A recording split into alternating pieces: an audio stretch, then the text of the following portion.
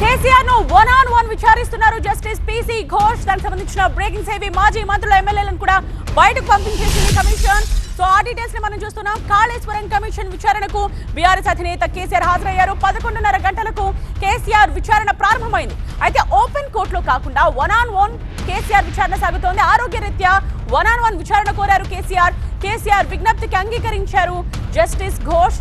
అలాగే కేసీఆర్ తో పాటు లోపలికి 9 మందికి అనుమతినిచ్చారు. హరీష్ రావు, ప్రశాంత్ రెడ్డి, పద్మారావు గౌడ్, బండారి లక్ష్మారెడ్డి, ఎమ్మెల్సీ మధుసూదనాచారి, ఎంపీ వద్దిరాజు రవిచంద్రలకు లోపలికి అనుమతి లభించింది. అయితే ప్రస్తుతం మాత్రం కేసీఆర్ ను వన్ విచారిస్తూ ఉన్నారు ఘోష్.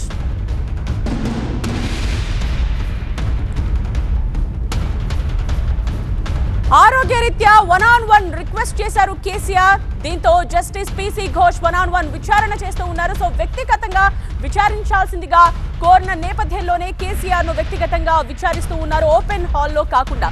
కాళేశ్వరం కమిషన్ విచారణ బీఆర్ఎస్ అధినేత కేసీఆర్ కాసేపటి క్రితం హాజరయ్యారు. సో విచారణ సాగుతోంది, అది కూడా వ్యక్తిగత విచారణ సాగుతోంది. 11:30 గంటలకు కేసీఆర్ విచారణ ప్రారంభమైంది. ఓపెన్ కోర్టులో కాకుండా వన్ కేసీఆర్ విచారణ సాగుతోంది. ఆరోగ్యరీత్యా వన్ విచారణ కోరారు కేసీఆర్. సో వ్యక్తిగతంగా విచారించాలని కోరారు.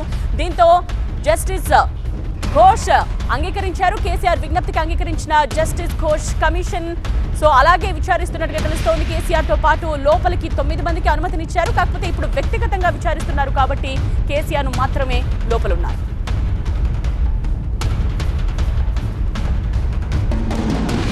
కాళేశ్వరం కమిషన్ ముందు కేసీఆర్ ఏం చెప్తున్నారు అన్నది ఉత్కంఠగా మారింది.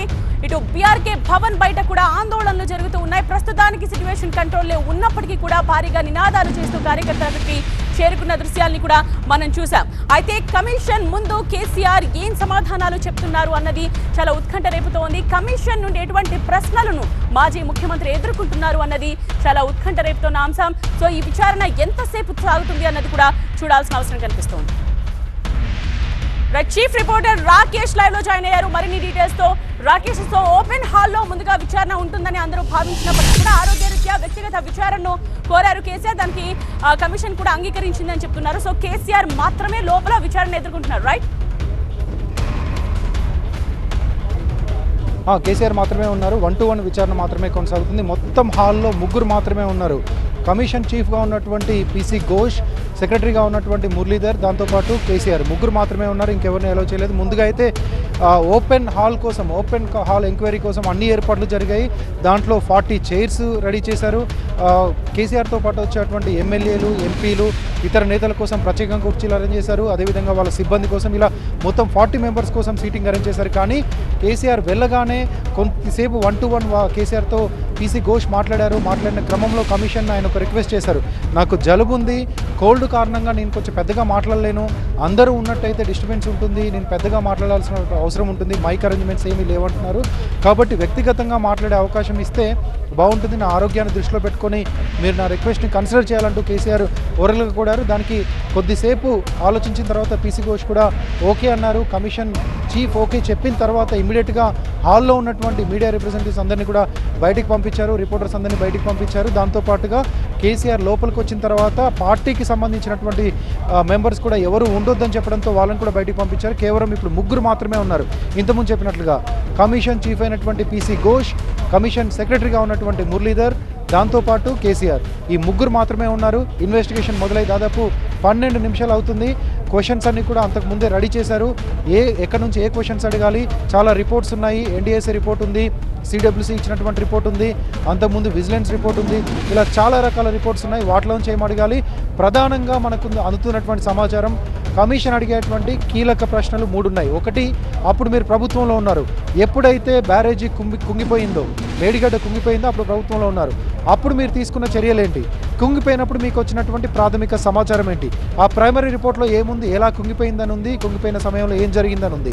దాంతోపాటు బ్యారేజ్ కుంగిపోయిన వెంటనే మీరు తీసుకున్నటువంటి చర్యలు ఏంటి, ఏమని ఆదేశించారు, ఆ కాంట్రాక్టర్ని ఏమన్నారు, ఆ కాంట్రాక్టర్కి ఏమైనా నోటీసులు ఇచ్చారా, వీటన్నిటినీ కూడా అడుగుతారు. దాంతోపాటుగా నిన్న మొన్న స్టార్ట్ అయినటువంటి వివాదం, తుమ్మల చేసినటువంటి కామెంట్స్, అసలు కాళేశ్వరం ప్రాజెక్టుని ఎక్కడా కూడా డిస్కస్ చేయలేదు, క్యాబినెట్లో అసలు పెట్టలేదు, క్యాబినెట్ అప్రూవలే లేదంటూ ఆయన చెప్పారు.